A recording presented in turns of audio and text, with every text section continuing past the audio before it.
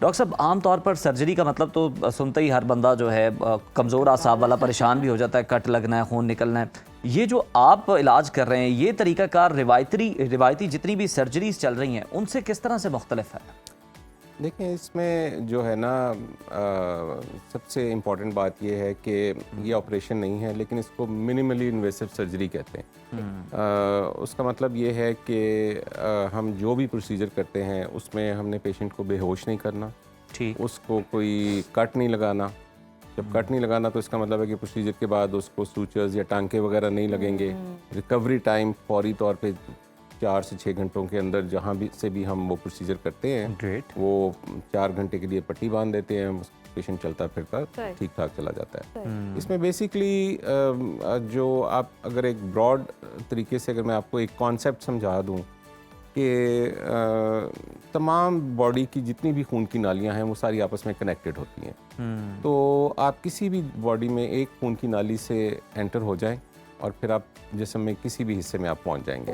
Screen पे देखते हुए, जो कि मोस्ट ऑफ द टाइम्स हम टांग की खून की नाली को चूज़ करते हैं या फिर बाजू की खून की नाली को चूज़ करते हैं। वहाँ पे आप सुन करने वाली दवाई का एक इंजेक्शन लगाते हैं और उसके अंदर जाके फिर आप स्क्रीन पे देखते हुए अब आप पूरी बॉडी की जो भी खून की नाली, जैसे कार्डियोलॉजिस्ट भी जो एंजियोप्लास्टी एंजियोग्राफी वगैरह करते हैं वो इसी तरह ही करते हैं, लेकिन उनका फील्ड वो हार्ट का है और हम बॉडी के हर हिस्से तक चले जाते हैं। जब आप वहाँ जाएंगे तो फिर जब आप खून की नाली के अंदर हैं तो अब खून की नालियाँ जो प्रॉब्लम्स, अगर वहाँ पे कोई खून की नाली तंग है, जैसे हार्ट की जो एंजियोप्लास्टी वगैरह होती है वो ये होती है कि खून की नालियाँ तंग होती हैं, उनको खोल दिया जाता है ताकि उसकी सप्लाई बेहतर हो जाए।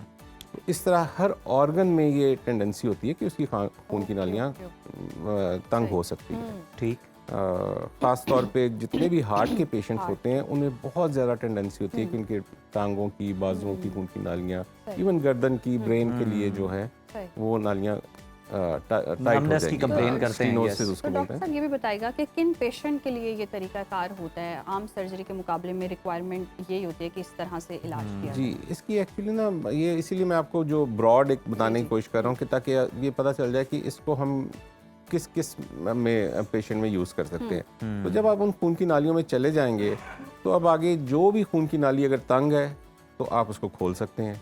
ठीक, और उसका दूसरी साइड भी है कि अगर वो खुली हुई है या सपोज कि किसी को एक्सीडेंट हुआ है या वैसे किसी और वजह से अंदर ब्लीडिंग हो रही है तो आप अंदर ही अंदर से जाएंगे उस खून की नाली तक और उसको अंदर से ब्लॉक कर देंगे, बजाय इसके कि ऑपरेशन और आप करके वहाँ तक पहुँचे और फिर वो मतलब वो तो इससे पहले तो डॉक्टर साहब हम यही लेप्रोस्कोपिक के अंदर हम यही देखते थे कि डायग्नोस करने के लिए बहुत सारा जो है वो यूज़ किया जाता है, कैमरास जो है वो इंसर्ट किए जाते हैं, लेकिन ये तो बड़ा ज़बरदस्त है कि अंदर जाके जहाँ से अगर कहीं खून बह रहा है तो उसको बंद भी किया जा सकता है। एक्चुअली ये जो हमारी वायरिंग सेट करना जैसे। हाँ जी ऐसे कुछ? एग्जैक्टली इसी तरह है। और जैसे ये हमारी जो स्पेशलिटी है इसका ये बहुत ही अंडर यूटिलाइज्ड है। जैसे कि मैं 2007 से जब ये अपनी फेलोशिप करके आया तो उसके बाद से जो मेरा मेजर वर्कलोड है हमारा वो यहाँ पर 2-3 चीज़ों के ऊपर वो कंसंट्रेट हुआ है कि लिवर कैंसर के लिए और जो गैस्ट्रोइंटेस्टाइनल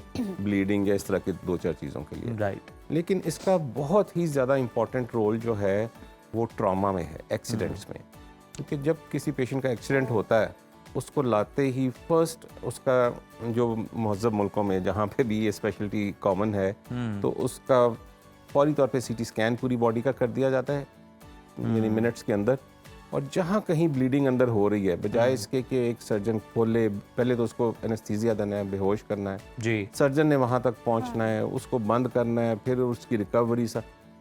जबकि हम विद इन 5 मिनट्स आप एक खून की नाली से गए, जहाँ ब्लीडिंग हो रही है वहाँ गए, उसको बंद कर दिया। जो कि हम करते भी हैं कई दफ़ा ये चीज़ें, ख़ास तौर पे अगर लिवर का ट्रॉमा है, लिवर का ट्रॉमा है, छोटी सी आर्टरी ब्लीड कर रही है तो इसमें इवन सर्जन अगर है भी और वो उसको करने की कोशिश भी करेगा तो मोर्टेलिटी रेट बहुत हाई है, तकरीबन 50 to 60% पेशेंट्स फिर भी नहीं बचते। जबकि हम उससे बातें करते हुए पेशेंट के साथ 10 मिनट में 15 मिनट में जाकर उसको और बंद कर सेफ भी है और रिकवरी का भी कोई मसला नहीं है। एग्जैक्टली हाँ जी। और उसके बाद वो थोड़ी देर में ही वो चल फिर भी सकता और है। ये कितनी यहाँ पर पाकिस्तान में किस हद तक पॉसिबल है कि यहाँ होती है या ये बस इंटरनेशनल? देखिए ये सर्विसेज अवेलेबल हैं तो सही, लेकिन इसमें बहुत से मसाइल हैं। एक तो ये कि ये महंगी स्पेशलिटी है। अच्छा, अब उसमें ये होता है कि जो कि एक बहुत ही अनफॉर्चुनेट और हमारे लिए एक हर वक्त जो है ना ये एक डायलेमा रहता है कि एक पेशेंट आया है, अब आप उसको बजाय इसके कि फौरी तौर पे उसको सर्विस प्रोवाइड करें,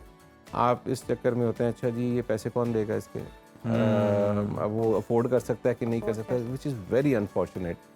तो और उसके अलावा फिर ये कि अगर आप प्राइवेट सेटअप में हैं तो ये करते हुए फिर ये है कि आपको हर वक्त वो रखना पड़ता है कि जी इसका कौन जिम्मेदार होगा, और गवर्नमेंट हॉस्पिटल में भी इवन जी बिटर रियलिटी है। लेकिन वैसे क्या कॉस्ट क्या आती है इस पर?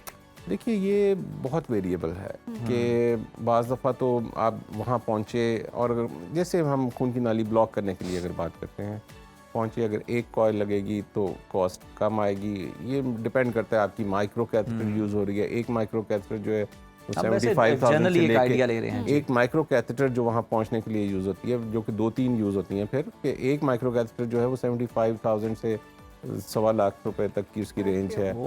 तो फिर उसके अंदर से आपने कॉइल्स डालनी है। सो आई वुड से कि 3 लाख से स्टार्ट करके ये 5-6 लाख रुपया लग सकता है इसके ऊपर। अच्छा डॉक्टर साहब, कॉस्ट तो हमने जान ली, लेकिन ये जिस तरह से जितना इजी बताया जा रहा है मेरे ख्याल से प्रोसीजर करना उतना ही मुश्किल है, बड़ा ट्रिकी भी। हाँ जी, एक्चुअली जितना ये ट्रिकी साउंड करता है, इफ़ यू आर एक्सपीरियंस तो इट इज़ वेरी एक्साइटिंग कि आपको इतना टाइम भी नहीं लगता और इतना वो मुश्किल भी नहीं आपके लिए रहता विद टाइम, तो आप वो कर लेते हैं। Obviously then there are always new kind of cases where you think it will be done in 5 minutes, और ख़ास तौर पे ये बड़ा जिंक्स है हमारे फील्ड में कि कभी भी जाते हो ये ना कोई यार मैं ये छोटा सा प्रोसीजर अभी करके आया, क्योंकि आप फंस सकते हैं उसमें। हाँ, लंबा वो फिर उलझ भी सकते हैं आप, क्योंकि पूरी वेन्स तो देखें भूल भुलैया पूरी, और वहाँ पे जाना और चेक करना। हाँ जी। अच्छा हमें ये बताएं कि हमने तो सिर्फ डॉक्टर साहब दिल के बंद वाल्व खुलने का सुना है, यही बातें सुनते रहे हैं, क्या बाकी टांगों के जो गैंग्रीन है और गुर्दों की बंदिश जो है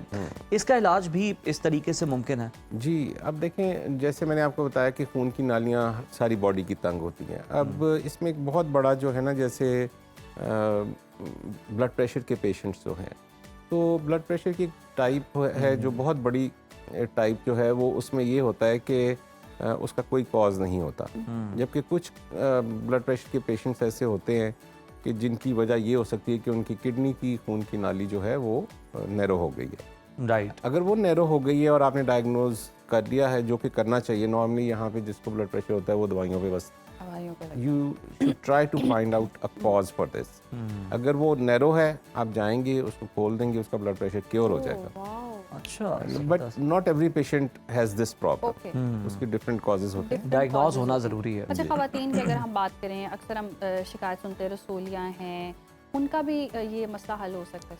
देखिए जो रसौलियाँ हैं ना, फाइब्रॉइड्स इनको कहते हैं, यूट्राइन फाइब्रॉइड्स, तो अब दुनिया भर में जो इसका फर्स्ट लाइन ट्रीटमेंट है वो यूट्राइन आर्टरी एम्बोलाइजेशन। एम्बोलाइजेशन लफ्ज़ जो है ना ये है कि खून की नाली को ब्लॉक करना। तो जहाँ भी हम कहीं ब्लॉक करते हैं कि एम्बोलाइजेशन करनी है, एम्बोलाइजेशन करनी है, तो दुनिया भर में जितने भी डेवलप्ड कंट्रीज़ हैं, फर्स्ट लाइन ट्रीटमेंट तो अब वहाँ पर यही है कि आप या टांग की खून की नाली से या बाजू की खून की नाली से आप जाएंगे। हम प्रेफरेबली बाजू की खून की नाली यूज़ करते हैं, कोई टांग से भी आप जाएंगे, और उन फाइब्रॉइड्स की जो यूट्रस में, बच्चेदानी में जो रसौलियाँ हैं, उनकी खून की सप्लाई को वहाँ से बंद कर देंगे। और जब आपने ब्लॉक कर दिया और इसमें कोई ऑपरेशन नहीं हुआ, कोई यूट्रस नहीं निकालनी पड़ी, कोई उसको बेहोश नहीं करना पड़ा, उसकी recovery time same day patient या नेक्स्ट मॉर्निंग घर भेज दिया, और ये। अच्छा डॉक्टर साहब, ये वैसे मेरे लिए सुनने में बहुत ज़्यादा लेटेस्ट है, मैंने आज से पहले वाकई नहीं सुना हुआ। और इस तरह तो बहुत सारे इस तरह के जो पेशेंट हैं जो हम अक्सर सुनते हैं कि जी बच्चा नहीं हो पा रहा है, ये प्रॉब्लम है, कोई ऐसा केस है कि वो नॉर्मल हो जाते हैं और लाइफस्टाइल उनका ठीक है? देखें आप तो डॉक्टर नहीं हैं, जो डॉक्टर लोग हैं आप यकीन उन्हें भी नहीं पता, उनमें भी बहुत दुनिया को, बल्कि लाहौर में इवन रहते हुए अभी तक बहुत से लोग हैं जिनको। डॉक्टर साहब लास्टली गवर्नमेंट से भी ये कुछ आप कहना चाहें, रिक्वेस्ट करना चाहें? बस हम रिक्वेस्ट ही कर सकते हैं, लेकिन आपने कहा कि इमरजेंसी में बहुत ज़रूरत है और गवर्नमेंट को जाने बचाने की फिक्र है, गवर्नमेंट कहती है आप हेलमेट पहने, जो कि ज़रूरी भी है, हादसा पे कमी हो, तो कितना ज़रूरी है ऐसे रेडियोलॉजिस्ट का इमरजेंसी में होना? किसी भी गवर्नमेंट हॉस्पिटल में कम से कम 5 इंटरवेंशनल रेडियोलॉजिस्ट होने बहुत ज़रूरी हैं, जो 24 आवर्स कवर दें वहाँ पे। 8 आवर्स की शिफ्ट के ऊपर कम से कम ये लोग वहाँ पे होने चाहिए। और गवर्नमेंट अगर जहाँ पे इतने माशाल्लाह अच्छे और प्रोजेक्ट्स पे जैसे एक liver transplant health Cancer card पे जो hospital, हेल्थ yes. कार्ड पे होता है उसके ऊपर कोई नॉर्मली 55 से 60 लाख रुपया लग जाता है, लेकिन गवर्नमेंट उसको फ्री करती है।